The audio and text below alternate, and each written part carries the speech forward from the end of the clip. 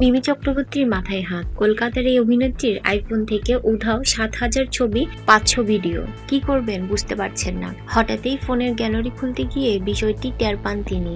বুধবার টুইটারের দেয়ালে লেখেন, ৭,০০০ ছবি, ৫০০টা ভিডিও, সবকিছু ডিলিট হয়ে গিয়েছে গ্যালারি থেকে। নীরবে কাঁদবো না জোরে কাঁদবো বুঝতে পারছি না। ৩২ বছর বয়সী এই তারকার পোস্ট থেকে অনেকে অনেক পরামর্শ দিয়েছেন। কেউ লিখেছেন ছবিগুলো পাওয়া যাবে, আবার কেউ নির্দিষ্ট পদ্ধতি বলেছেন কোন উপায়ে ছবি ফিরে পাওয়া যেতে পারে। বিষয়টি নিয়ে বহু নেটিজেন আবার মিমিকে ট্রোল করেছেন। অনুযোগ করে কেউ আবার এমনও বলেছেন, নিজের নির্বাচনী এলাকার প্রতিও যদি এমন নজর দিতেন এমপি ম্যাডাম। একজন লিখেছেন, হাজারো মানুষ কাজ হারাচ্ছে, স্কুলে পড়াশোনার সুযোগ পাচ্ছে না, অনাহারে দিন কাটাচ্ছে, আর এমপি ম্যাডামের একমাত্র চিন্তা তার ছবি আর ভিডিও।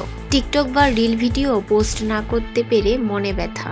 অভিনেত্রী জানিয়েছেন ছবিগুলো ফিরে পাওয়ার সব রকম চেষ্টা করে ব্যর্থ হয়েছেন তিনি। এরপর আইফোনের নির্মাতা সংস্থা আইফোন কর্তৃপক্ষকে ট্যাগ করে সাহায্য প্রার্থনা করেছেন মিমি। সেপ্টেম্বর মাসে ভারতের বাজারে আইফোন 13 যাওয়ার সঙ্গে সঙ্গে ফোনটি কিনে ফেলেছিলেন তিনি। সেই খবর ইনস্টাগ্রাম, ফেসবুকে জানিয়েছিলেন। 2012 সালে বাপি বাড়ি যা ছবির মাধ্যমে রূপালী পর্দায় নাম লেখান স্টার জলসার জনপ্রিয় সিরিয়াল গানের ওপারের এই অভিনেত্রী। এরপর বুঝে না সে বুঝে না, প্রলয়, বাঙালি বাবু, ইংলিশ ম্যাম, গল্প হতেও সত্যি, যোদ্ধা ছবিতে নিজের অবস্থান পাকা করেন তিনি। 2019 সালে তৃণমূল কংগ্রেসের প্রার্থী হিসেবে তিনি রাজনীতির ময়দানে পা রাখেন লোকসভা নির্বাচনে। যাদবপুর কেন্দ্র থেকে প্রতিদ্বন্দ্বিতা করে জয়ী হন। সম্প্রতি পরিচালক অরিন্দম শীলের খেলা যখন ছবির শুটিং শেষ করেছেন মিমি, এরপরে নতুন ছবির কাজে নেমে পড়েছেন অভিনেত্রী। পরিচালক মৈনাক ভৌমিকের মিনি ছবির শুটিং শুরু করেছেন মিমি।